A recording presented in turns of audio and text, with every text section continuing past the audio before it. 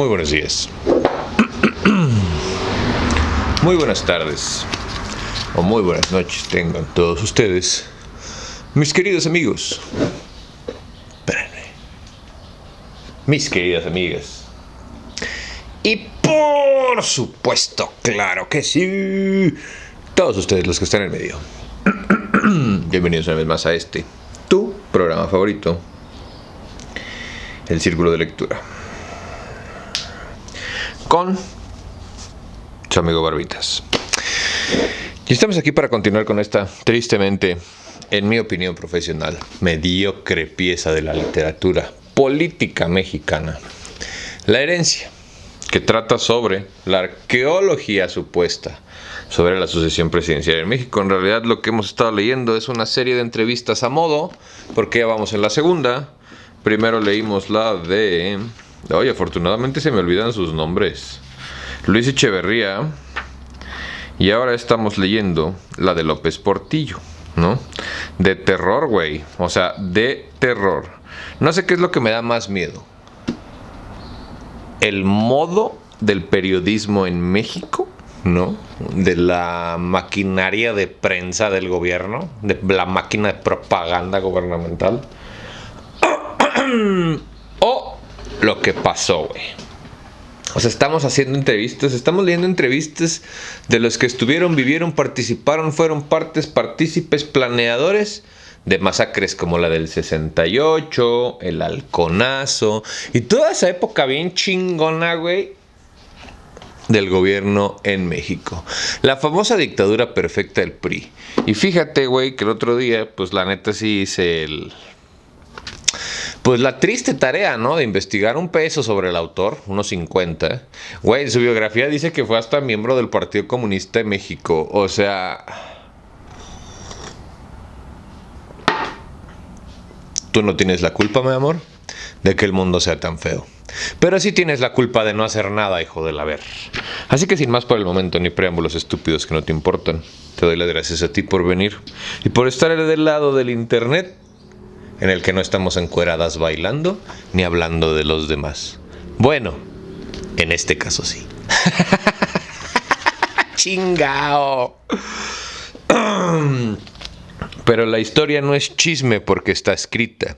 Y el chisme no importa porque es de los demás. Así que sin más, verso sin esfuerzo. Con alguna convención... Perdón. Con alguna convención hubiera podido imponerle a Javier García Paniagua su derrota en vista del resentimiento que desarrolló en contra de usted. Claro, yo era punta de la pirámide y todas las claras. Y todas las caras, todas las facetas iban a terminar en la punta.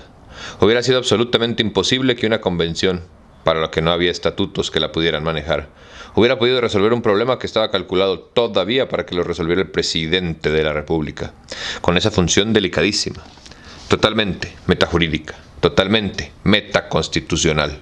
Hubiera sido impensable que Javier pudiera manejar, aunque lo hubiera querido, una convención.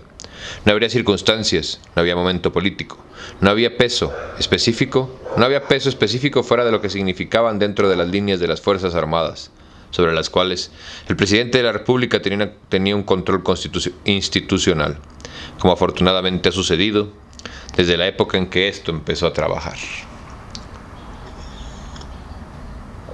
¿Sí sabes por qué hablan en este lenguaje rimbombante o no? Porque hubo un punto en la historia en el que el 95% de México era analfabeta. O sea, no sabía leer, no sabía escribir. ¿Y tú crees que hablan en el lenguaje leguleyo nada más porque si hablan o para que no entiendas? ¿El carácter inapelable de la decisión fue una parte esencial del mecanismo? Claro, con eso se completaba. Precisamente ese mérito tenía. Su indiscutibilidad era un acuerdo tácito de las fuerzas operativas que convenían en que el fiel de la balanza iba a determinar hacia dónde señalaba y que se resolvían los problemas. Hubo momentos en la historia de nuestro partido en que eso no sucedió. Su partido es el PRI, el Revolucionario Institucional, el que organizó Tlatelolco, Atenco y otras. Hubo momentos en la historia en que nuestro partido en que eso no sucedió, como con Almazán. Y hubo conflictos, precisamente desde la época de Ruiz Cortines, en que se perfecciona el sistema. No vuelve a ocurrir. Ruiz Cortines ya marca la pauta definitivamente. incluso hasta en las expresiones de la picaresca política. El tapado, porque entonces su malicia manejó esa figura para que las fuerzas se inclinaran a quien él quería como el indicado, el tapado. ¿Cómo fue el reclamo de Javier García Paniagua en el 81? A mí no me reclamó, no hubo reclamo. ¿Se conversó con él? Sí, conversó con él después de la postulación de Miguel de la Madrid. No lo recuerdo. La disciplina partidista y la disciplina militar y la amistad personal que yo tenía con Javier García Paniagua estaban sostenidas por un respeto mutuo, que lo determinó a disciplinarse. Yo no sentí en ningún momento hostilidad. Esa hostilidad la sintió el candidato de la Madrid, que sí me pidió literalmente, quítemelo de encima. Pero fue Miguel el que por otras razones no lo hizo. Todavía no era presidente. No tenía ni la función, ni el respeto a que obligaba a la solución del caso político sucesorio que nos ocupa. Usted mencionó que entre las razones que pudo haber tenido Echeverría para inclinarse por usted, figuraba obviamente la amistad, y lo bien que lo conocía usted, y entre otras cosas la salud. ¿Es un criterio? Desde luego. La salud es algo fundamental para la vida institucional del país. Un presidente al que le empiezan a dañar la salud es un presidente que va a tener ausencias, y las ausencias merecen suplencias. Tiene uno la obligación de inclinarse por una persona saludable, exultada en su vitalidad, que le garantice a uno que no va a tener ausencias por enfermedad. En el caso de Echeverría, él sabía que usted contaba con buena salud porque eran amigos de toda la vida. Pero, por ejemplo, usted, ¿cómo sabía que de la Madrid gozaba de buena salud? Por el trato. ¿Nada más? Nada más, claro. ¿No investigó? No, la verdad no investigué. No hice un parámetro de lo de la salud de los candidatos. De ninguna manera. A ojo se ve, eso se siente. La experiencia de la vida lo hace confiar a uno en su propia experiencia. Yo era ya un hombre mayor cuando este acontecimiento sucede.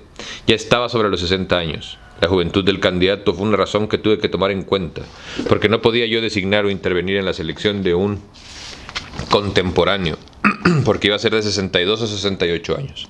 Tenía que haber un cambio generacional intencionalmente. Eso lo consideraba como una convicción. Eso lo consideraba como una condición fundamental en la nominación, como ocurrió también con Alfredo del Mazo, en el Estado de México, pese a la opinión de mis magníficos amigos. Escucha además los apellidos, además de Del Mazo, que es actual relevante en la política de hoy. Carlos Hank y Jorge Jiménez Cantú. Carlos Hank es el dueño de Tijuana, básicamente, que se inclinaba por otro candidato, y yo por Del Mazo. Consideraba que iba yo a empezar a formar los cuadros que iban a participar en la siguiente. Como sucedió, así fue. Pero eso hay que visualizarlo con oportunidad y no emperrarse en soluciones obvias como la contemporaneidad. Los Hank, tal vez recuerdes que hace poquito hubo un trend que se salió de control de una niña cara pálida de esos que nacen sin melanina, que no les puede dar el sol. Pobrecitos, presumiendo jirafas. Esa es la hija de Carlos Hank, segundo, creo, o tercero ya. Pero imagínate desde cuándo esa gente está inmiscuida en la política. Claro, hoy es el dueño de la red de casinos de apuestas más grandes de México. Pero eso solo es una coincidencia, No tiene nada absolutamente que ver con sus vínculos con el PRI. Nada, O sea, no mamen, También no se metan con el tío Hank, Paren de mamar. Pero bueno, según yo ya no iba a decir groserías, ¿sabes? Hoy hablé conmigo mismo en la mañana y dije que ya no voy a decir pinches groserías en el canal. ¿Cuál era su relación con Emilio Martínez Manatú cuando él fue secretario de la presidencia del licenciado Díaz Ordaz? Subsecretario de la presidencia y antes director jurídico. Ok, ¿cuál fue tu relación, ¿Por qué cree que él no fue el candidato? Bueno, pues yo entonces no tenía la cercanía que después tuve con Díaz Ordaz. Así que no le podría decir por qué se cae. Lo que le puedo decir es que él apareció en mi condición personal frente a una precandidatura de mi jefe, Martínez Manatú, y la precandidatura de mi amigo, Luis Echeverría. Con mucha elegancia, el doctor Martínez Manatú, sabiendo mi estrecha relación con Luis, me dijo textualmente: mire, licenciado, yo aquí en la Secretaría no necesito partidarios, necesito colaboradores. Le dije: pues usted va a tener en mí un colaborador, pero usted sabe mi relación con Luis. Voy a abstenerme de participar en la definición. Entonces, estaba maquilándose un libreto que se ponderaba por una serie de colaboradores, de intelectuales de Emilio, la exaltación de la planeación. Lo lógico hubiera sido que me hubiera incluido en ese grupo, porque yo tenía contacto con todos, pero la elegancia del doctor me sacó de ese compromiso y pude mantenerme simplemente como colaborador. director jurídico primero y después subsecretario, lo que le agradecí mucho. Si Jorge Díaz Serrano no se hubiera tropezado, si no viene la caída del precio del petróleo en julio de 1981, si no viene el gran pleito con Orteiza y el resto del gabinete económico, si sobrevive esa coyuntura, ¿qué hubiera sucedido? Me está usted poniendo una hipótesis imposible, pero bueno, si alguna posibilidad tenía Jorge para que en la consulta previa el fiel de la balanza se inclinara hacia su candidatura, era por el conocimiento que tenía sobre la materia petrolera. En el momento en el que el petróleo deja de ser tan importante, el personaje tiene que borrarse. En el momento en el que entra en conflicto con mi gabinete económico, porque no es nada más con Orteiza, también es con De la Madrid, con todo el gabinete económico, porque él simplemente lo desdeñó al tomar la decisión. Tiene que irse. Eso fue lo que le reclamé. Oye, Jorge, tal vez tengas razón en la decisión que tomaste, pero en vísperas de un acontecimiento internacional, como la región norte-sur en Cancún, en la que obligadamente tengo que seguir revalorando las materias primas y la posición de los países en desarrollo frente a los monstruos del norte, me pones en un predicamento y no voy a poder acabar de manejar la sucesión, que es una cosa que tengo pendiente. Esa fue una de las razones por la que ya desestimé totalmente la figura, que pudo haber sido, como cualquier otra, motivo de una dominación en su oportunidad. Si el petróleo hubiera seguido con la importancia determinante que había tenido antes, es una de las consideraciones que le muestran a usted la amplitud de la consulta y el manejo que el presidente tiene que hacer en todas las cartas posibles de las que dispone, en cada momento. Si usted hubiera anotado en una tarjetita, en mayo del 81, 3 meses antes de los incidentes del petróleo, cómo iban los precandidatos, ¿dónde hubiera colocado a Díaz Serrano? O sea, como si fuera un juego de estampas, güey. ¿Te das cuenta? Cómo la opinión del pueblo en realidad nunca ha importado. Ah, eso sí, güey, Mientras todo esto de los tapados y los destapados y escogían quién iba a ganar, no quién era el candidato, quién iba a ganar, güey. Siempre hubo votaciones, Siempre hubo ejercicio electoral. Así que acuérdate lo que decimos todos los intelectuales. Y dije decimos a propósito. Si votar sirviera de algo, estaría prohibido. En una buena posición, ¿dónde hubiera colocado a Díaz Serrano? En una buena posición. Yo tenía que ponderar. Si el problema que iba a dejar al siguiente sexenio era fundamentalmente de ingresos, me hubiera inclinado por quien supiera manejar el petróleo. Si hubiera sido financiero, pues quien resultó serlo. Si hubiera sido de orden, hubiera sido García Paniagua, por lo que significaba como enlace entre las Fuerzas Armadas y por el carácter y la mano firme que tenía. Pium, pium, pium, pium, a los estudiantes, a la chingada, a los que se quejen, a los disidentes. A mí ya me hubieran desaparecido de seguro. Lo hubieran intentado.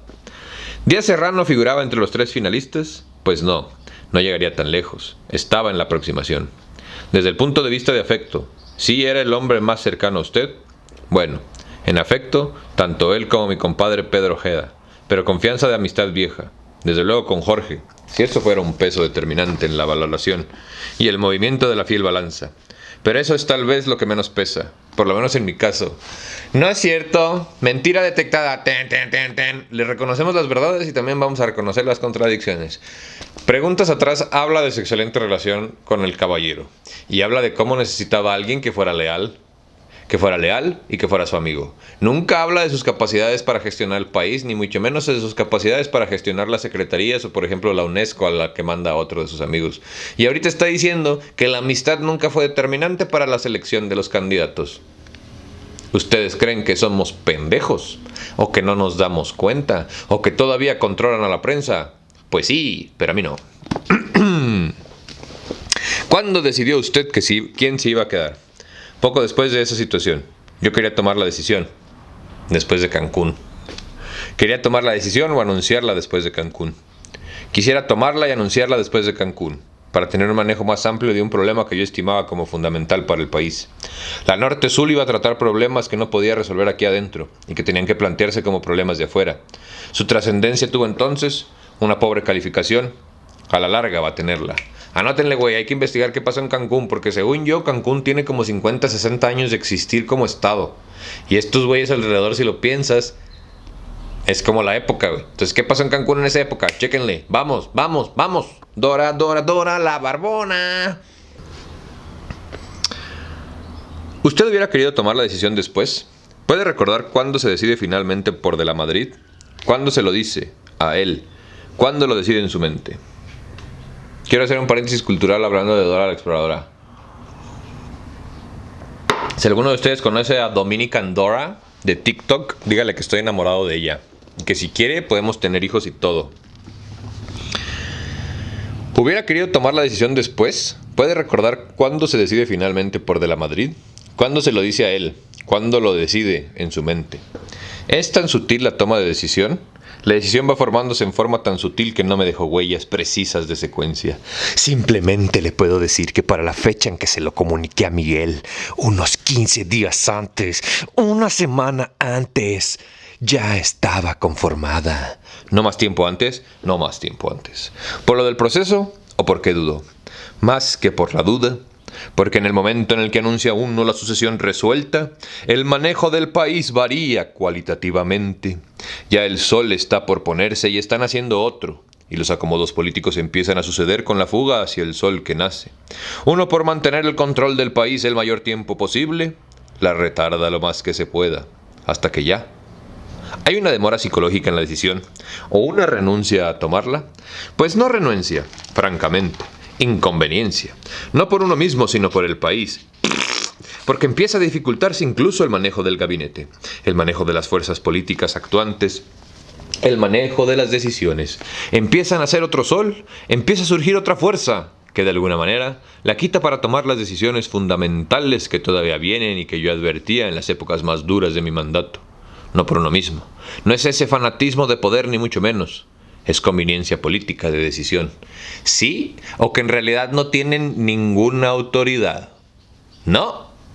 O sea, imagínate, si tuvieran autoridad nadie se atrevería a desafiarlos, güey. Porque siendo expresidentes todavía tienen un chingo de poder.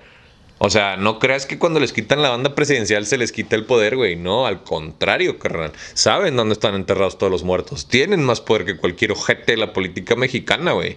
Entonces... mentira. ¿Usted lo platicó con alguien ya al final? Con nadie lo platiqué. Tan solo mi presidente, güey. Con José Ramón, que con nadie, cabrón. Con José Ramón no. Con José Ramón menos que con nadie, porque era funcionario de Miguel. Es una decisión solitaria del fiel de la balanza. Con Rosa Luz, un necio como la caca este verga, güey. Tampoco. Se enteraron al mismo tiempo que todos, en un viaje que hicimos al sureste. Lo anuncié en la mañana y salimos de viaje. Ya estaba corriendo la noticia cuando estábamos viajando en un bastión. Viajando en un batiscafo. Chinga, nunca había visto esa palabra, güey. Batiscafo entre Cancún e Isla Mujeres. O entre Cancún y Cozumel. Supongo que es un tipo de barco, pero déjame voy por la máquina esa que nos vende mentiras, dijo mi celular. Ya, perdón, a ver. Ustedes que tienen de fondo de pantalla en sus celulares. A ver, máquina. Ya voy a conseguir ya me voy a traer ¿cómo se llaman esos libros de palabras? Diccionario. Ya me voy a traer un diccionario, güey, para no utilizar esta cosa. Aquí está. Batiscafo. Batiscafo. Supongo que debe ser un tipo de barco, considerando que estaban viajando entre las islas. Pero nunca lo había oído, güey. Batiscafo, diccionario. Especie de embarcación sumergible preparada para resistir grandes presiones y destinada a explorar las profundidades del mar. A la verga, o sea, iban como en un submarino, güey. Oh, ¿y sabes a cuáles se parecen? ¿Sabes a cuáles se parecen? ¿Un chorro? Mira nomás, miñero. A los que distribuyen droga. ¿Qué hace el presidente en una de esas madres, güey? ¿Por qué no iba en un barco de la marina? O sea... ¿ves por qué es importante conocer la historia, güey? Estoy realmente anonadado. O sea... a ver, ¿cuál es la diferencia entre un submarino y un batiscafo? A diferencia de los submarinos normales que se mueven a diferentes profundidades, el batiscafo está diseñado para descender a las zonas más profundas, soportando la enorme presión del agua que aplastaría cualquier otra máquina. 9 de octubre del 2024. Le preguntamos qué hacía este pendejo en un batiscafo. Mejor no queremos saber, vamos a seguir leyendo. Gracias por participar. Imagínate la mamada, güey, que hacían moviéndose en un submarino, güey. ¿Por qué tenían que moverse de esa manera? O sea, ¿te das cuenta, güey? Y hay gente que piensa que el ejército no aventaba personas desde los aviones, güey. Movían a los presidentes en submarinos, por el amor de Dios, güey. ¿Usted cree que José Ramón y Rosaluz no sabían hasta que se enteraron públicamente? Hasta que se enteran públicamente, no se enteran por mí. ¿Cómo le comunica usted a De la Madrid? De una manera muy sencilla. Hay tantas leyendas en torno a este momento que ocurre con una naturalidad absoluta. Porque esa es precisamente la importancia que tiene. La forma en que se toma la decisión. Y una vez tomada, ya todo se simplifica porque así son las cosas. Lo llamé a un acuerdo, y como el caso mío, al finalizar, le confié que el partido había determinado que él fuera el candidato a la presidencia de la República. ¿Consideran que estaría muy fuerte si en vez de decir el partido empezamos a decir la CIA? Creo que sí, ¿verdad? Mejor no. Ay, perdón, autocorrecto.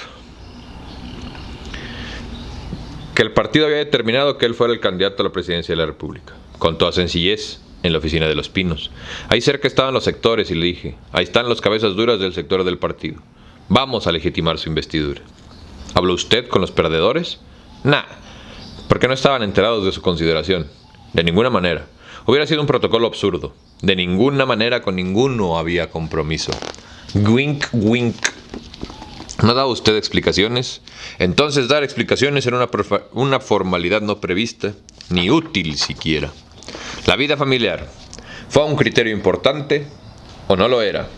Es un criterio importante, desde luego.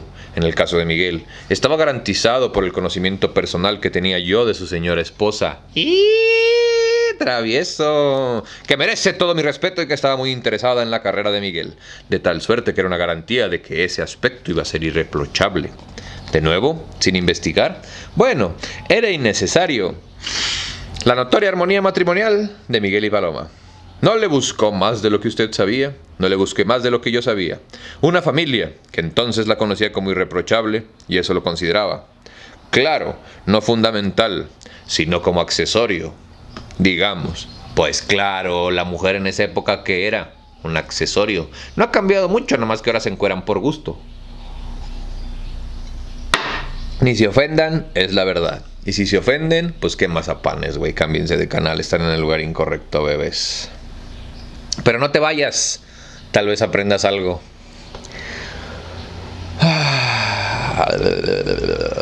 De no haber sido el caso, ¿hubiera sido un impedimento? No necesariamente. Eso iría a un puritanismo como sucede ahora en Estados Unidos con el caso Clinton. El caso Clinton, ¿sí, no? ¿Fue el de Mónica Lewinsky? Al principio de su mandato, doña Paloma lo va a ver para pedirle que permaneciera Miguel en su puesto. ¿Así fue? Sí, es cierto. ¿Cómo es eso? Te dije que se conocían. Simplemente se presentó en Coyoacán.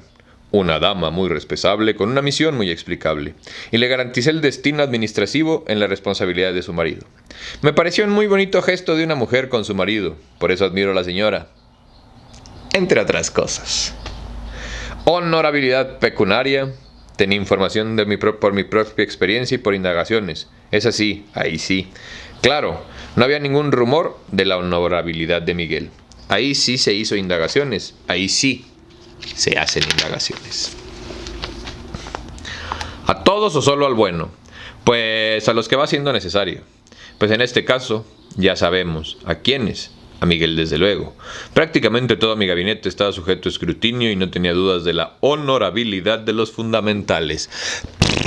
Pues imagínate los escrutinios que les hacían donde no había duda de la honorabilidad. O tal vez, güey, hay que checar. Este es un tema de conceptos. Creo que hay que verificar la definición de honor que tenían ese tipo de comisiones que hacían los escrutinios, güey. Y trabajaban en la dictadura perfecta y hablaban del honor, güey. No. Ay, no sé quién es más descarado, si los europeos en el Renacimiento maquillándose para no oler feo pero sin bañarse, o estos hijos de perra, güey. Porque pese a lo que después se dijo, creo que es uno de los gabinetes, chinga tu madre, güey, más honestos que ha tenido este país. Sobre todo los funcionarios que manejaban recursos importantes, secretarios de Hacienda, de los bancos de desarrollo, de las secretarías inversoras, de la Secretaría de Programación. No había rastros de fugas por ningún lado. Los que enriquecieron al país, güey. Los que lo mandaron a la mierda. Los que vendieron todo, güey. O sea, no sé qué me parece más increíble, ¿no? Si el cinismo. Tal vez en algún punto hasta se lo creen, ¿no? Yo creo que eso es como funciona perfectamente este sistema, güey. Tiene entrenada a la gente para pensar que realmente está haciendo las cosas bien, güey. Cuando... ¿Nunca te ha tocado, güey, trabajar en una empresa en la que el patrón se está cogiendo a alguien? Puede ser hombre o mujer, o sea, independientemente, güey. Y lo pone en un puesto clave porque, pues, le da las nalgas y los chismes, ¿no? Y entonces te vas dando cuenta cómo esta persona piensa que realmente hace bien su trabajo, güey. O sea, no es un tema como de... Sé que estoy aquí porque me contrataron por el culo, sino... No, soy bueno en lo que hago y además me estoy cogiendo al jefe. Creo que algo así les pasa a esta bola de nacos, que realmente piensan que están haciendo bien y ellos pues viven en este como burbuja fantástica, güey, ¿no? No sé qué pensar, la neta, pero qué descaro y qué huevos de decirlo. Y todavía, güey, qué mediocre periodismo en México. Bueno, propagandismo en México excelente, perdón. Hay que reconocer lo que hay que reconocer y hay que dejar de criticar. Bienvenidos una vez más a este excelente pieza de la propaganda política del PRI. Escrita por alguien que supuestamente, cuando tú lees su biografía en internet, fue miembro de un supuesto partido todo pendejo comunista de México. Ay, nomás te dejo de tarea a la oposición, a la izquierda de México. Piénsalo.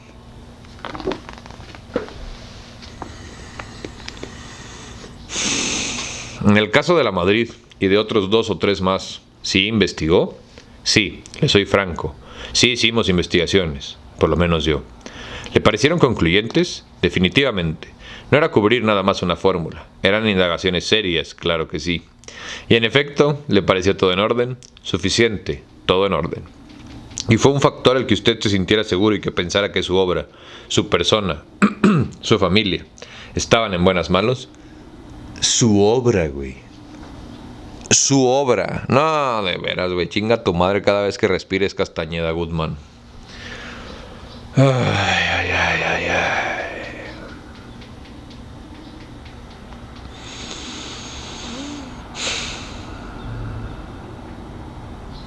Pues fíjese que por lo menos yo no lo pensé. Pensé nada más en el país.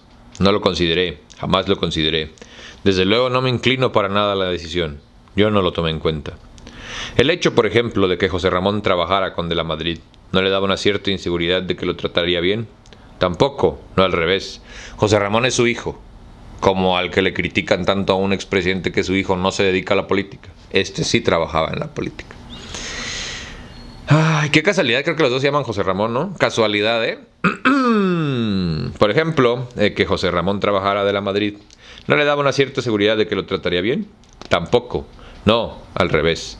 Yo consideraba que cuando Miguel me pidió designar a José Ramón, porque él fue el que me lo pidió, como subsecretario, le pedí que pensara en las consecuencias políticas del acto. Así es que desde luego tampoco fue un factor. Fueron puras consideraciones de carácter nacional. Institucional. ¿Cuáles fueron los aliados o apoyos que tuvo De la Madrid que haya detectado en ese momento después? Si los hubo, fue tan cuidadoso que jamás me los mostró ni los consideré. Los que eran ostentables eran los opositores. Eso sí, fundamentalmente el grupo de David Ibarra, el grupo de García Paniagua.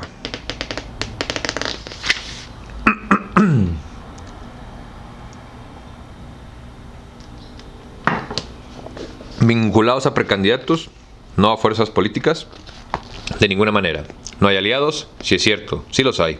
Son totalmente ajenos al presidente, porque en el momento en el que se supiera o que lo supiera, sería un factor en contra.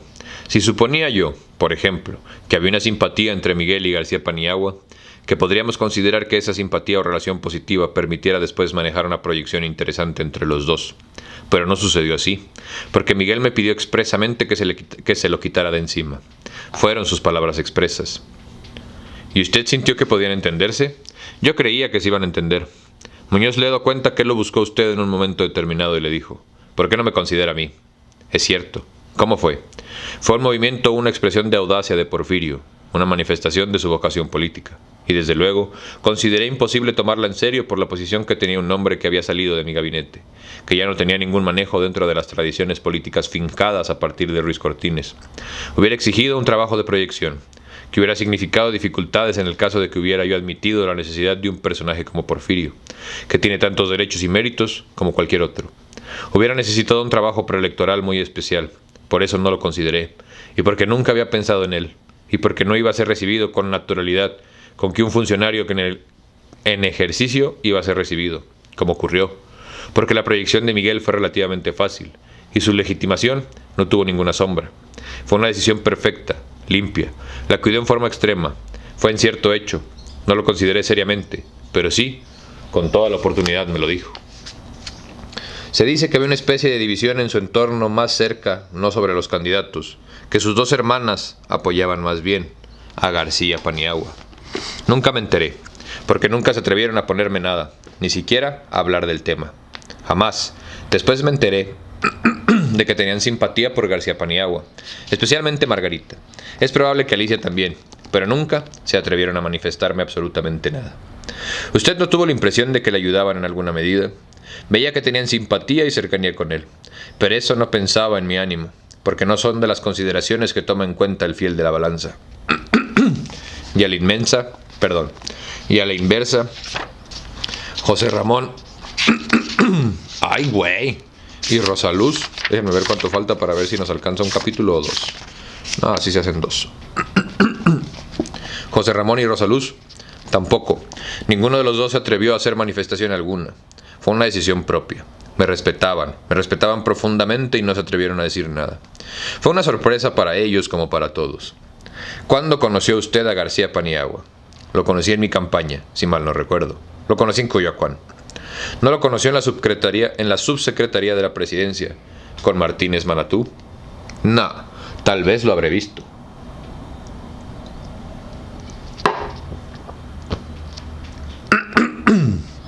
Pero no tenía ninguna relación con él en aquella época. No, de ninguna manera. ¿Por qué le tuvo tanta confianza tan pronto? Porque lo vi muy sólido, un hombre que sabía lo que quería. Era un hombre apegado a la sabiduría popular, con una política muy sencilla, sin ninguna complicación intelectual, y también un vínculo con cierto sector del ejército que iba yo a utilizar y que me iba a hacer falta. En una ocasión, recién nombrado Miguel de la Madrid, secretario de Programación, va a un acuerdo con usted y le dice: oiga, me vino a ver García Paniagua, de la Federal de Seguridad, para decirme que tenía una serie de requerimientos de fondos extra presupuestales, y pues lo quiero consultar con usted. Usted le contesta: sin consulta, adelante, lo que le diga Javier es como si fuera yo. No lo recuerdo exactamente, pero hay algo de cierto, porque Javier tenía manejo de fondos para arreglar ciertas cosas, que sería una indiscreción que me pusiera yo a divulgar. Ahí te va donde te digo que la entrevista es a modo, güey. El vato acaba de decir que no se acuerda, güey. Y fíjate lo que le contesta a nuestro mediocre. Ya pasaron 20 años. Son 20 años, pero es un sistema.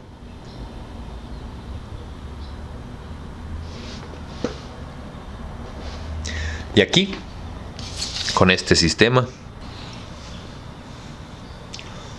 suéltate el pelo. ¿Saben? Creo que podríamos hacer un análisis, buenos días primero que nada y antes que todo, de cómo desaparecieron los árboles de fruta en el momento en el que las grandes tiendas de supermercado se empezaron a afianzar en mi país. Esta es de mi árbol. Dijera Steve Irwin: huélela, huélela. ¿Y saben quién es ese güey? El cazador de cocodrilos que murió apuñalado por una... ¿cómo se llama? Mantarraya. Pero bueno, después de ese paréntesis cultural que no tiene nada que ver, continuemos. Ya pasaron 20 años. Son 20 años, pero es un sistema. Si le autoriza de la Madrid que entregue los fondos sin consultarle a usted cada vez, sí, así es. Si con el punto se satisface su pregunta, así fue. Era todo para gastos de control de las Fuerzas Armadas.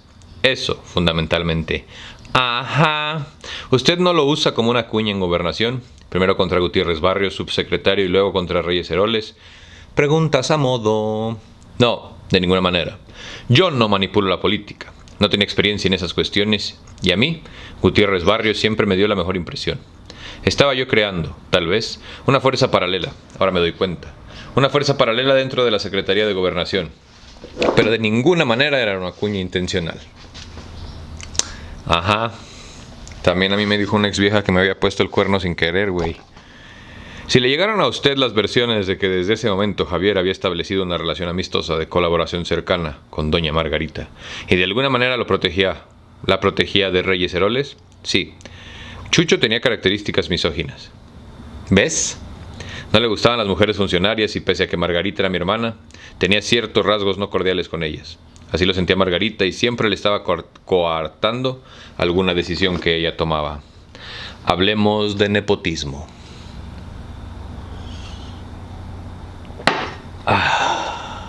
Y estoy grabando esto un día después de que el naco gato de Alito y mi padrino Noroña se desgreñaran en el patíbulo del Senado. Para que te des más o menos una idea de nuestras diferencias en tiempo, bebé.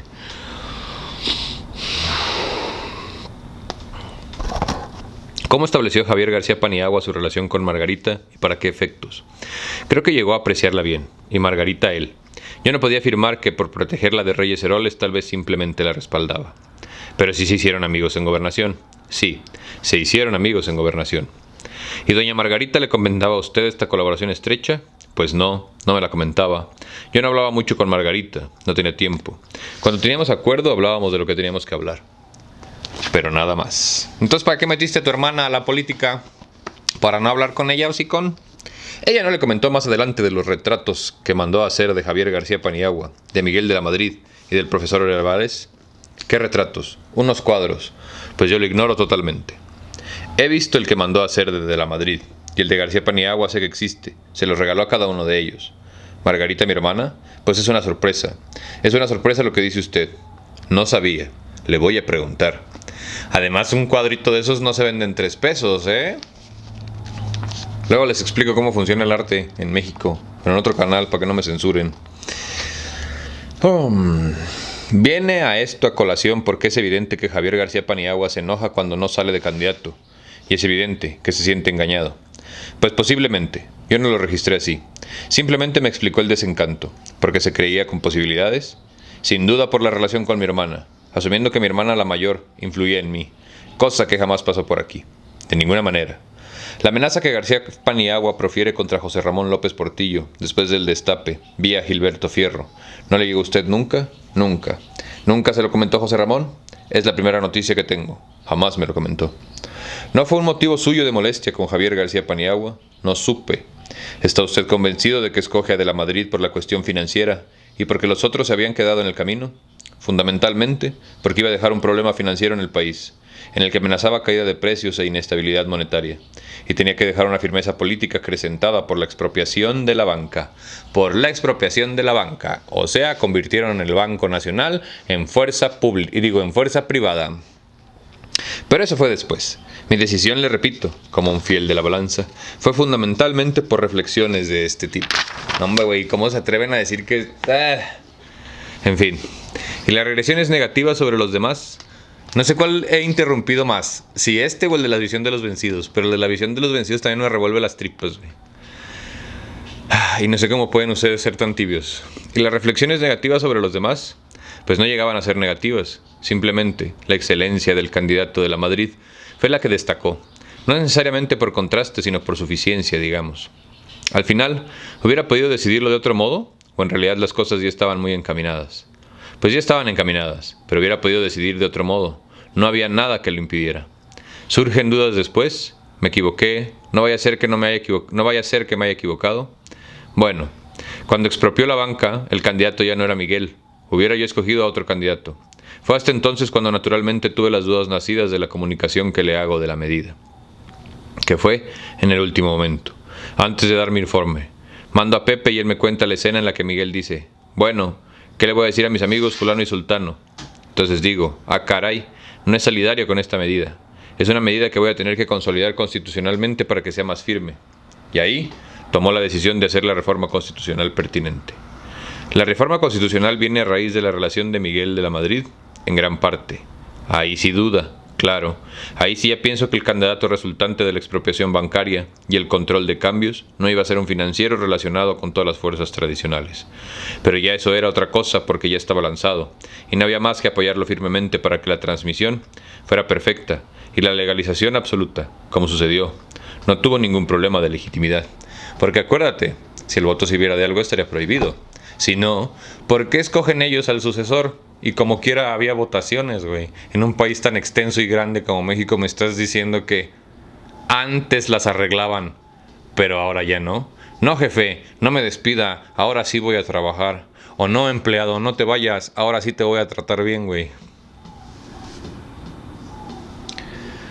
En el periodo previo a octubre de 1981 a la elección, ¿no tuvo ninguna duda? No, ninguna. En el 76, ¿cuáles fueron sus rivales más fuertes, más serios? Pues mi rival es más serio, es el más inteligente, Porfirio. Es el único que se da cuenta de la relación y de la situación. El más serio era Porfirio, luego Betancourt, por la cercanía que tenía con Luis. Esos dos fueron fundamentalmente. Cervantes del Río, ¿no? Cervantes del Río sí. También yo consideraba que tenía posibilidades, aunque menores que Galvez y que Porfirio. ¿Cuándo se da cuenta usted que Moya Palencia se había caído?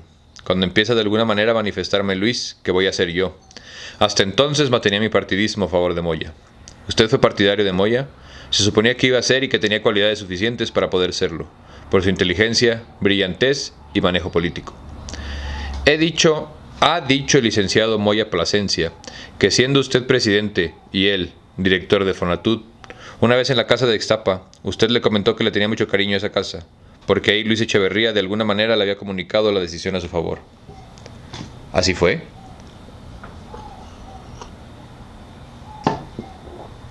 No, de ninguna manera.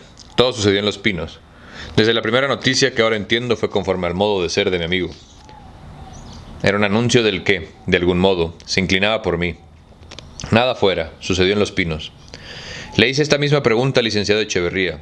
Con una sonrisa me dijo: bueno, la verdad es que durante un largo periodo le fui insinuando al licenciado López Portillo que las cosas se encaminaban por él. Eso se entiende ahora. Esos son incidentes que me ilustran sobre la cadena de antecedentes. Creo que entonces no llegué a interpretarlos, sino como expresiones de un misterio que se iba despejando. Incidentes como cuáles. Como enseñarme todos los pinos, desde el segundo piso hasta el sótano, especialmente el sótano. Yo dije: bueno, seguramente algo me quiere decir con este gesto tan espontáneo. Detalles de trato con el gabinete. Realmente no podía precisar mucho más.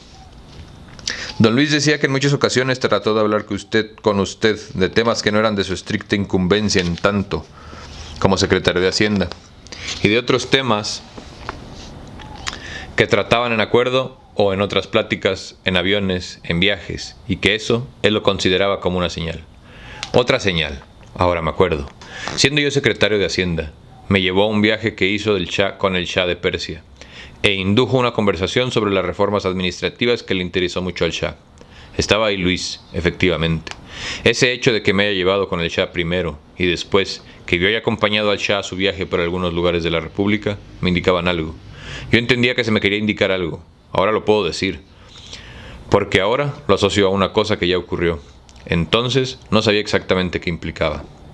Con el presidente de Venezuela, Carlos Andrés Pérez, ¿también hubo un viaje de este tipo o una conversación? Con él también, en efecto, con Carlos Andrés Pérez, como que Luis me lucía, así en forma totalmente inmodesta, como diciendo: aquí tienes a un mexicano, un funcionario que tiene una cultura, que tiene una preparación muy alta. Alguna cosa así. Con el presidente de Venezuela, ¿te das cuenta cómo antes se codeaban con esa gente? Porque claro, antes el régimen lo había puesto el mismo régimen que los puso estos nacos en el poder.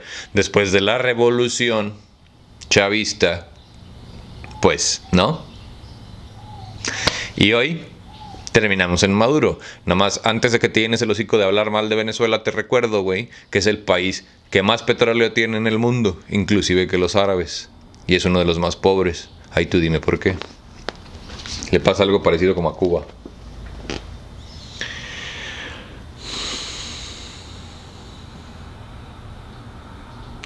¿Por qué don Luis insiste mucho en el que él le dio a usted varias señales?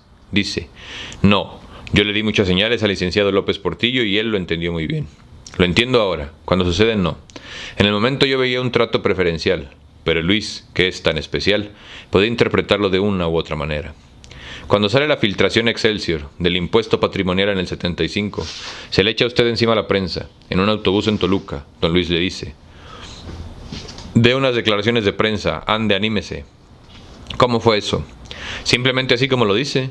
Fue una filtración sobre un impuesto que se había contemplado y que se había desechado. Y por las rivalidades de campaña, alguien imprudente entregó el proyecto a Julio Scherer. Salió en Excelsior. Y entonces fuimos a un banquete del que tenía que separarme y volver a México. Entonces, al finalizar la estancia ahí, me mandó a llamar Luis y me dijo, mire, aquí tiene usted esta noticia. Contéstela y en la tarde se va a Los Pinos para darle seguimiento. Y a mí se me ocurrió decir, en un discurso totalmente improvisado, que desgraciadamente ciertos medios de difusión sacaban su información de los botes de basura. En la tarde me encontré a Julio Scherer, en Los Pinos, y tuvimos un encuentro como el que he tenido siempre con Julio, que es un personaje muy peculiar, del cual salí con la impresión de que Luis quería cuidar el asunto en sí, pero no me quería cuidar a mí. Ahora lo entiendo perfectamente. Había una estructura, pero ingenuo de mí. Pues claro que hay una estructura, baboso, si eres parte de ella, con ella llegaste a la presidencia, no estás pendejo. Oh, ingenuo de mí. Es cierto que la fuente de la filtración fue Porfirio Muñoz Ledo. Era el más inteligente de los rivales y entendió que yo era el más peligroso. ¿Qué roces hubo en la campaña? ¿Cómo fue lo del general Cuenca Díaz en Baja California? Lo del general Cuenca se trata de una decisión en la sucesión presidencial, no, gubernamental, que es muy próxima a la del presidente federal. Con muchísima anticipación, Luis sacó la candidatura del general. Fue fundamentalmente por la presión que ejerció el general Cuenca. Se trataba de un general del ejército mexicano con el que el presidente seguramente tenía obligaciones. ¿Qué obligaciones? No tengo idea. Las que tiene el presidente con el que lleva el ejército fundamentalmente. No puedo decirle más. Pues toda la gente desaparecida, matada, intimidada, expropiada. Pues ¿qué otros tratos iba a tener con el ejército un gobierno de un país que no está en guerra más que con su gente? ¿No cree que hayan tenido que ver con el 68 y las pugnas con el general Barragán? No, no creo, porque Cuenca no intervino mucho. Hasta donde sé, en el 68. No que no sabías nada.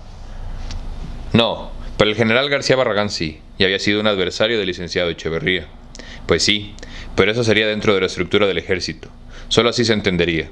Si usted supone que es eso posible, pues yo lo admito como posible. Me hizo sentir de alguna manera la obligación con Cuenca, por algún compromiso, por alguna circunstancia especial. El hecho es que sucedió. Luis sabía que mi candidato para Baja California era Roberto de la Madrid. El general Cuenca también lo sabía y había hecho parte de su carrera, la más importante, en Baja California. Y le interesaba mucho llegar a la gobernatura y tener así su carrera política. Seguramente llamó al presidente y él accedió. Bueno, muchas gracias a ustedes por venir. Vamos a terminar esta entrevista. De la política mexicana, güey. A José López Portillo y Pacheco. Y fíjate que yo estudié con un López Portillo, güey, en la secu. ¿Cómo se lo plantea a usted Echeverría? No me lo plantea de ninguna manera. Simplemente sale la decisión por medio del PRI. Yo no tenía que ver con las decisiones de ese tipo. Estaba muy claramente establecido en México que la estructura presidencialista otorga esas funciones, llamadas metaconstitucionales o metajurídicas, al presidente de principio a fin. Pero normalmente Baja California le correspondía al nuevo presidente. Pues de alguna manera, a mí Luis no me da ninguna explicación, ni yo se la pido, ni Porfirio me la da ni yo se la pido. Simplemente acepto como una cosa muy natural que el presidente cumpla con un amigo. ¿Usted no se molesta? Da la impresión de que Echeverría sigue metiendo gente suya. No, no me molesto, porque espero acontecimientos. ¿Quién sabe? Es increíble que se acelere tanto un razonamiento de ciertas circunstancias que es casi una intuición.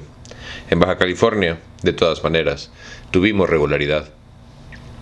¿Usted de alguna manera intuye que las cosas se van a resolver? Había mucho tiempo y la campaña de Cuenca nunca llegó demasiado pronto. El atentado contra doña Margarita, su hermana, ¿qué creyó usted que fue en el momento? ¿Qué creyó usted que fue el momento? ¿Y qué creyó después? Creí estrictamente que se trataba de un atentado de la Liga 23 de septiembre para amedrentarme, o para chantajearme, o para perjudicarme y lastimarme, y para proyectarse políticamente tocando a una persona de mi familia. Eso lo creí al principio, lo creí después, y lo sigo creyendo. La Liga 23 de septiembre, eso es algo que tal vez deberíamos de platicar, güey. No estoy muy bien enterado, por eso no hice ningún comentario, güey. ¿Nunca tuvo usted dudas de qué podría ser otra cosa? Pues, ¿qué podía ser? Nunca tuve dudas ninguna. ¿Hubo más roces en la campaña entre usted y el presidente Echeverría? No. ¿Ninguna fricción? Ninguna fricción. Lo que más significativamente afectó mi campaña fueron las decisiones en Sonora, que eran la consumación, en el aspecto agrario, de la Revolución Mexicana. Me adherí a ellas y las seguí. Así es que de ninguna manera hubo fricción. La única cosita que contrariaba un poco mis proyectos era que me empezó a llamar para acudir a mítines en los que se trataba asuntos de su gobierno, e iba yo. Formaba parte del sistema, así es que no tenía mayor importancia, no se la di. Yo sabía que empezaría a gobernar cuando me correspondiera, no que empezara a participar en actos políticos. Se me ha comentado que una de las razones por las que usted la deja en manos totalmente libres a De la Madrid es la formación de las cámaras en 1982. Es porque usted conservaba el recuerdo de que Echeverría sí le había metido a usted mucha gente en la Cámara y en el Senado en el 76. El hecho es cierto, la razón no. La razón fue por mi modo de ser. Creí que el partido necesitaba empezar a trabajar de otra manera, más espontáneamente, más de abajo para arriba, y que no necesitaba yo, realmente, un congreso en el que la gente me agradeciera su posición. Yo creía, y se lo confié más bien a Carvajal, en que el propio partido fuera cambiando. Ese era mi razonamiento fundamental. Pero sí sintió usted en el 76 que Echeverría le nombró a mucha gente. Bueno, Luis tiene pasión política y me pareció natural que continuara la línea del régimen, eso era. Viendo el mecanismo en varios sexenios, cree que lo que sucede es que el presidente, consciente o inconscientemente, tiene un candidato casi desde el principio, lo trata de sacar, y a veces lo logra, y a veces no. Pues no conozco ningún caso que corresponda a este tipo que está definiendo.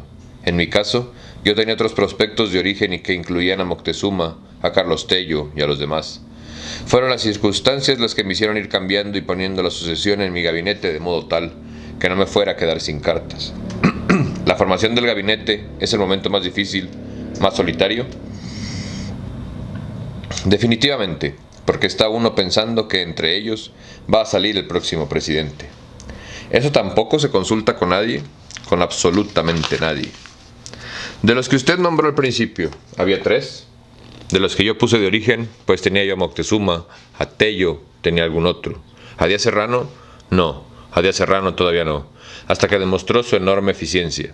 No tenía antecedentes de servidor público, sino como miembro de la iniciativa privada. Por lo demás, era un mexicano tan elegible como cualquier otro. Pedro Ojeda era otro. ¿Te das cuenta cómo fueron cambiando nuestras formas de seleccionar a la mierda? A los políticos. O bueno, como siempre se han seleccionado entre ellos, ¿no? Pero al final, como ahorita te venden esta nueva visión política del güey que nunca ha tenido un cargo público, pero siempre ha sido parte de la iniciativa privada. Y como antes, como acaba de mencionar mi carnal, esta parte era como que, no sé si me conviene porque solo ha tenido experiencia en la iniciativa privada. Al formar el gabinete sí, así es. Y después, cuando nomino a García Sáenz, también era uno de mis prospectos, que también se me cae en el camino. En mis tiempos, usted termina aceptando que Hacienda y David Ibarra tuvieron razón al propósito de la magnitud del déficit de 81 frente a Miguel de la Madrid, de la Secretaría de Programación, así es. Pero lo que usted no reconoce en el libro, o no acepta, es que tal vez SPP lo engañó. ¿Qué ha reflexionado al respecto? No tengo una idea contraria a los hechos, tal y como sucedieron. ¿Qué razones habría? Yo supongo que se trataba de un problema técnico, sin ninguna otra liga política. En ese momento, ¿no se planteó usted que las cifras tan optimistas que le daba de la Madrid podían estar vinculadas a la sucesión? No, no me lo planteé. Tal vez ingenuamente, pero no me lo planteé. Ninguno de sus asesores, como Rafael Izquierdo, se lo planteó. Ninguno. José Ramón López Portillo escribe en sus tesis que Rafael Izquierdo, al contrario, estaba claramente con de la Madrid y claramente contra David Ibarra. ¿Es cierto? De alguna manera sí. ¿No se sintió usted engañado? Sí, sí me sentí engañado. Yo pugnaba porque me dieran la información congruente y consistente. Era mi insistencia. En el gabinete económico, de otra manera, se convertían en volados las decisiones del gabinete económico. Yo quería tomar decisiones fundadas. Ay, ajá, güey. Las tuvo que tomar con base en datos falsos. Ahora se supone que son falsos. Ahora se supone. O sea, en ese momento yo no sabía nada. Yo solo estaba siguiendo órdenes. No me acuerdo qué otro pretexto mediocre nos da la gente. Pues pendeja. ¿No vincula al problema sucesorio? No, no le puedo decir que sí. Tal vez mi ingenuidad y mi convicción de servicio público, chinga tu madre cada vez que respires, me impiden pensar tan maliciosamente, pero no podría decirlo, ni admitirlo. Creo que ya no respira, güey. Afortunadamente. No pasó por su mente, en ese momento ni después, ni en ese momento ni después.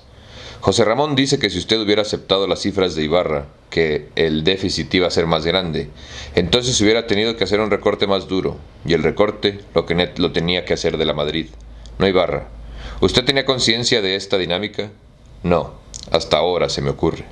¿No veía usted que sí le hubiera dado la razón a Ibarra? No, porque entonces no sabía el problema de la información. Eso lo vine a averiguar después. ¿Cuándo se empieza usted a dar cuenta del problema de la información? Más tarde, desde luego no inmediatamente. Tan es así que tomo la decisión. Más tarde, no recuerdo la fecha.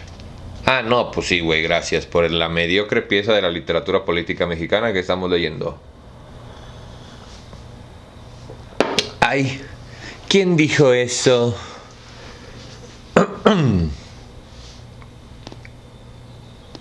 ¿Todavía presidente o ya después de salido de la presidencia? Tal vez ya salido de la presidencia. ¿Cuándo sucede la conversación que usted cita en su libro Umbrales entre José Ramón y Carlos Salinas a finales de 1982? Cuando José Ramón ve a Salinas en una cena y le dice: le vamos a tener que pegar a tu padre. Y José Ramón obviamente se lo relata a usted de inmediato. Usted no establece el vínculo entre eso y los números maquillados de 1981. ¿Pues usted cree? No, de ninguna manera. No puedo pensar que aún se establezcan relaciones tan largo plazo, no tan encaminadas a un propósito político tan malicioso. O sea, ¿entendieron lo que yo entendí? Porque él dice que en su política o en su forma de hacer política pues se le hace raro que haya proyectos a tan largo plazo. O sea, ¿tú piensas que los gobernadores actuales están actuando para ellos? Por supuesto que no, güey. El viejito le estaba acomodando el sexenio a la judía le está acomodando el sexenio al que sigue, güey. O sea... Ay, ¿cree usted que de la Madrid maquilló deliberadamente las cifras o que el equipo de la Madrid se las maquilló a él para que él, a su vez, se las maquillara a usted? No tengo idea de lo que sucedió. Lo único que sé es que sucedió. ¿Cómo fue el incidente de la auditoría Pemex, que se filtra a proceso? Es obviamente un golpe muy duro a Díaz Serrano. Lo lógico era que usted pensara que la filtración provenía de la Madrid. José Ramón le informa a usted que no fue el caso y que no fue de mala fe, que se trató de una filtración de la oficina de José Ramón, del norteamericano Peter Steele. Así es, sí, y así lo creo. ¿José Ramón fungió como una especie de aval de la integridad y de la rectitud de la Madrid? Pues sí, de alguna manera. No voy a suponer que fuera desleal el muchacho en informarme. Cuando de la Madrid insiste 2 veces en nombrarlo subsecretario, ¿no se pregunta usted por qué? Bueno, es obvio que me pregunto. Si le digo a él que iba a hacer una crítica de la sociedad del por qué están nombrando a mi hijo y del por qué yo lo estoy haciendo.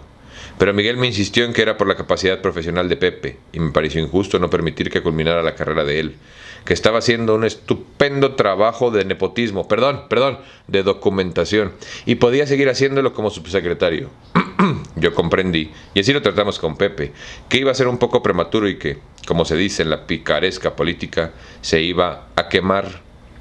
Porque dada su juventud, no era habitual que exhibiera un cargo como ese. Pero, después de pensarlo bien, acepté el riesgo, y cuando alguien más adelante me hizo algún señalamiento, dije que era el orgullo de mi nepotismo. Ahí está, güey.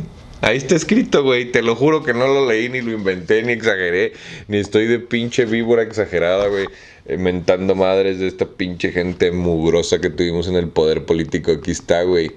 Al que no me crea que lo busque. Página 144, la herencia, arqueología de la sucesión presidencial de México, Jorge G. Castañeda, y cito: pero después de pensarlo bien, acepté el riesgo, y cuando alguien más adelante me hizo algún señalamiento, dije que era el orgullo de mi nepotismo. Y hoy, dijera el político más mediocre de México, esta es la misma gente que se queja, güey, de que ya no los permitan tener nepotismo, güey, en el Poder Judicial. Y hay pendejos que dicen que eso está mal, güey. Hazme el chingado favor. Ah, pero eso sí, güey, yo soy fresa porque voto de color azul. Y se atreven a decirle pendeja a la gente, güey. No. Ay, pecas, no sé qué vamos a hacer. ¿Usted sintió que de la Madrid estaba sacando un seguro de vida al tener tan cerca a José Ramón y a la doctora Alegría? Bueno, no era yo tan ingenuo como para no suponerlo, pero me pareció una maniobra política natural dentro de una ambición, y sin que tuviera características negativas, porque a nadie le hacía daño, nada más al pueblo, pero X. No, pero le daba una ventaja al licenciado de la Madrid sobre los demás. Pues sí, le daba la ventaja. Ocurre lo que me ocurrió cuando alguien me dijo: Miguel, antes de venir a su acuerdo va a ver al psiquiatra. Bueno, es un hombre que toma sus providencias y que es suficientemente inteligente y capaz como para hacerlo. Y es una de las características de su personalidad. Y tal vez fue una de las razones que lo acercaron al poder. ¿Por qué adelanta usted la designación del candidato en 1981? Por Cancún, por la Norte-Sur. Quería dedicarme a este asunto con tranquilidad, ya que estaba resuelto eso, y porque había ya mucha intriga, mucha intranquilidad, y quería llegar tranquilo en la reunión de lo más importante para mí. ¿No es en esas fechas también que Yucatán todos pendejos se trataron de hacer república? Me gusta mucho cómo habla mi gente, pero de veras, ¿cómo se les ocurre quererse separar? No. ¿Intriga de quiénes contra quiénes? ¿O a favor de quiénes? Pues intrigas de abajo. No quiero darle nombres de funcionarios. Había mucha inquietud. Empezaba a sucederme lo que le sucedió a Luis, que acabó sin secretario de Gobernación, sin secretario de Patrimonio, etc. Entonces empezaba yo a ver la inquietud de los prospectos y que empezaban a pensar en cosas ajenas a su responsabilidad. Así fue. Por favor, alguien cheque, güey. ¿Cuándo se fundó Quintana Roo? Porque tiene neta como 60 años, güey, te lo juro. Y pónganlo en el chat, por favor, se los agradezco, gracias.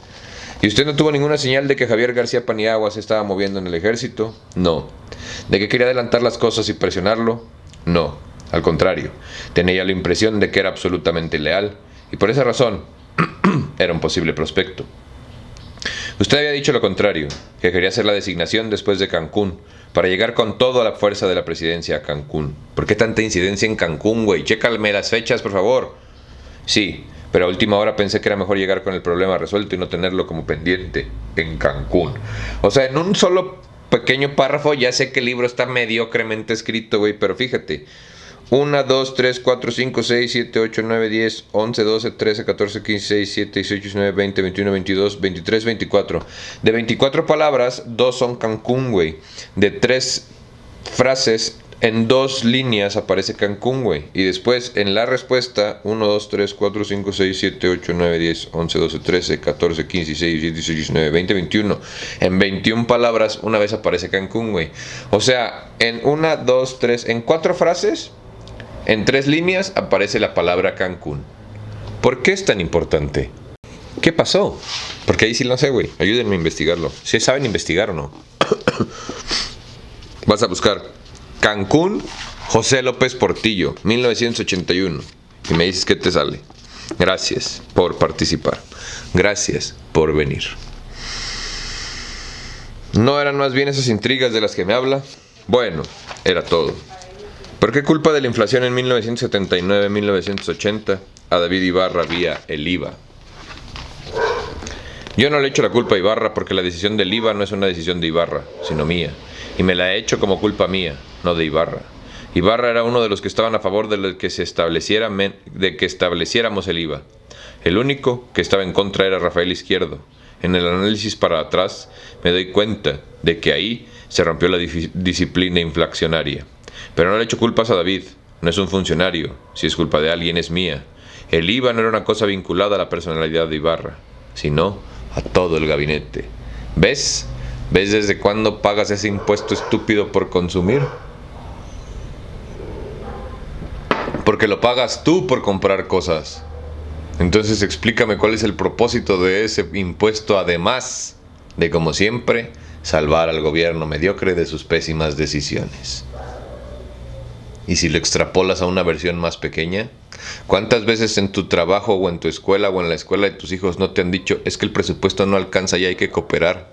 Entonces seguimos manteniendo administraciones que no funcionan con nuestro sueldo. Bendito capitalismo. ¿No le tomó como un criterio a favor o en contra de David Ibarra como precandidato?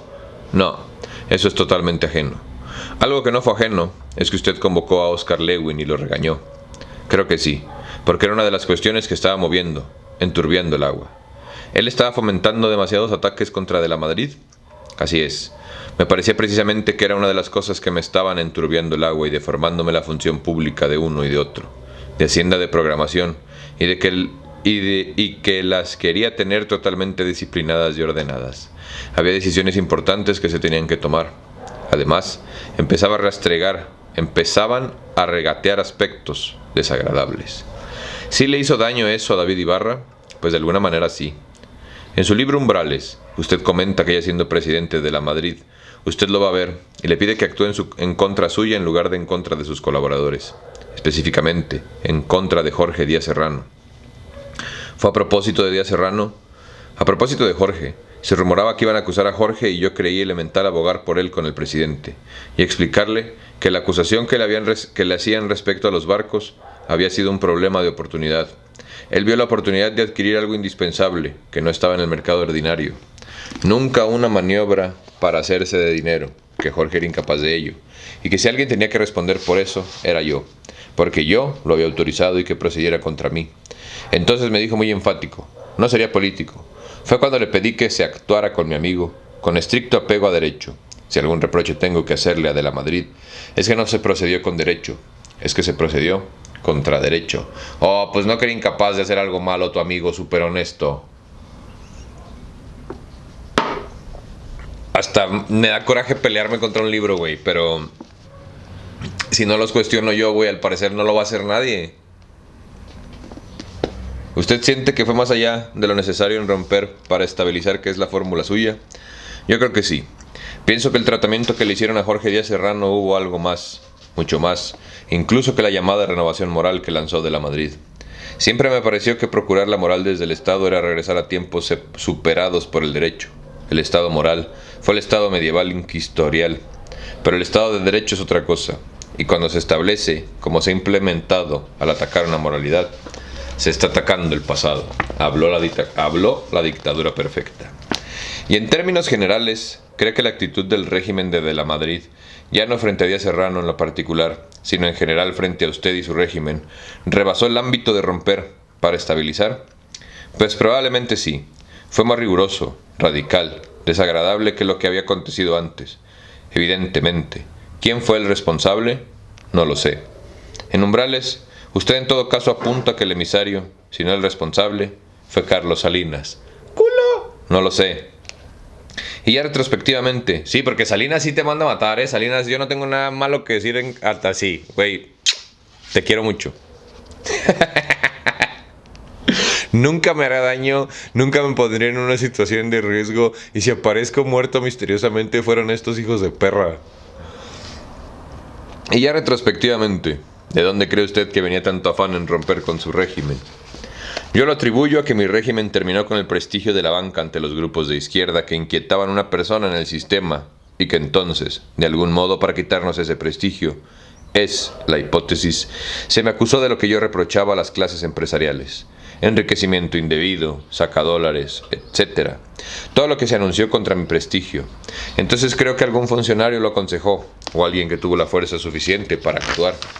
O sea, acabas de privatizar al Banco de México, se lo acabas de vender al gringo, perdón, al extranjero, y dices que por qué te dicen vendepatrias.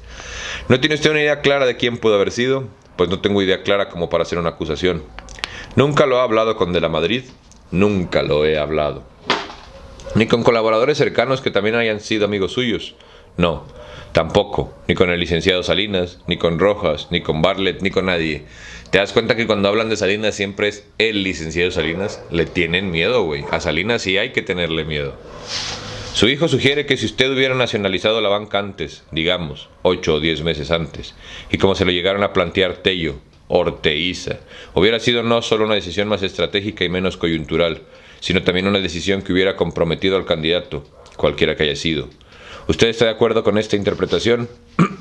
Pues tal vez sí, porque evidentemente De la Madrid no era el candidato para la nacionalización de la banca. ¿Y por qué no se lo planteó usted antes, digamos, un año antes? Porque no estaban dadas las condiciones para ello. La idea la traía yo desde el principio, desde marzo del primer año. Claro, pues entran con instrucciones claras a trabajar, güey. O sea, si tú piensas que... Ay, mi vida. Desde entonces la traía yo arrastrando, pero no encontré la coyuntura. Encontré motivos y la ocasión para ello hasta después. ¿Nunca la vio usted como una decisión estratégica que había de tomar? No, era demasiado grave para que sucediera.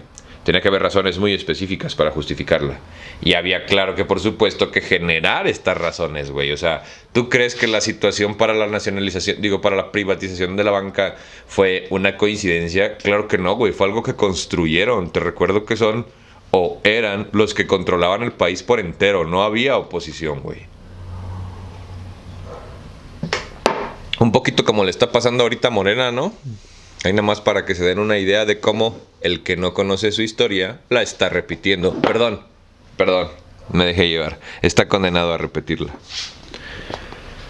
¿Y por qué no se planteó usted antes? Digamos, un año antes. Ah, sí, bla, bla, bla, bla, bla. ¿Nunca la vio usted como una decisión estratégica que había que tomar? No. Era demasiado grave para que sucediera y tenía que haber razones muy específicas para justificarla. José Ramón sugiere que quizá fue un error suyo no haber querido meter a nadie ni a la Cámara, ni al Senado, ni al Gabinete, que usted se ató las manos en la sucesión con De la Madrid.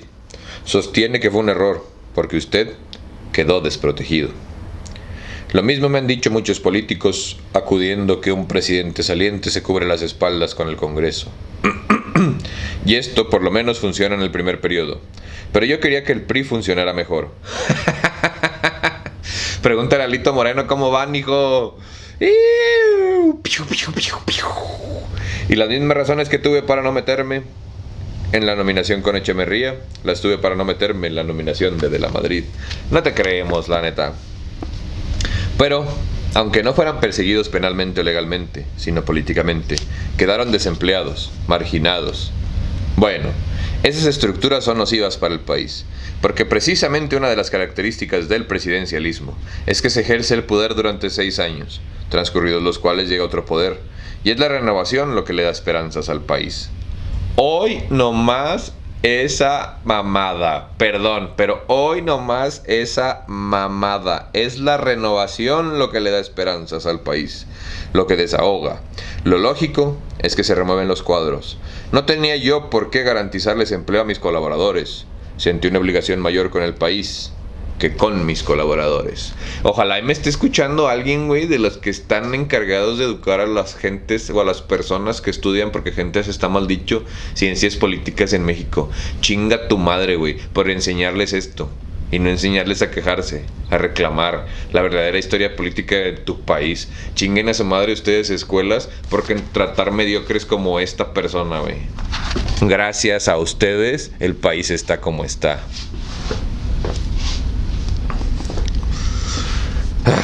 No pensó, ¿me voy a quedar solo? Jamás. Es característica del régimen la posibilidad de la renovación total. Ese es el presidencialismo. ¿Por qué renuncia García Paniagua a la Secretaría del Trabajo en 1982? Yo lo atribuí a que se venía una revisión de salario mínimo y que él no se sintió con capacidad suficiente, porque significaba una serie de decisiones que tenían alguna implicación política. Ahí me ayudó mi compadre Ojeda y sustituyó de alguna manera la función de García Paniagua. Él hizo la negociación, así es. La del salario mínimo y luego las otras, más que García Ramírez, no, esa específicamente. Después ya no intervino. Pero la de fin de año sí, la de fin de año sí. Pensó en mandar a Javier García Paniagua de candidato a gobernador de Jalisco. Nunca se me ocurrió. Cuando él se va, también se va Miguel Nazar de la Federal de Seguridad. ¿Por qué nombra usted a José Antonio Zorrilla? ¿Y a raíz de qué? Pues porque la persona que estaba a mano ya faltaba poco tiempo y creía que este muchacho Zorrilla reunía las características. Me lo recomendó Guillermo Rosell, porque había sido su secretario. En ese momento yo no tenía cabeza para pensar en detalle la nominación de quien iba a ocupar ese cargo. Me lo recomendó Rosell y creí en Rosell. ¿No fue un nombramiento hecho de acuerdo con el candidato de la Madrid? No. El que me recomendó a Zorrilla fue Guillermo Rosell, que me dijo: este fue mi secretario y es un muchacho que reúne las características, nada más. Cuando muere Colosio, ¿conversa con Salinas en esos días? No, nada. Me entero por el periódico y nada más. Pues ¿para qué le hablas al perpetuador del crimen? Pues si no son pendejos, güey. Claro que nadie se le podía acercar en ese momento. No, de veras, güey.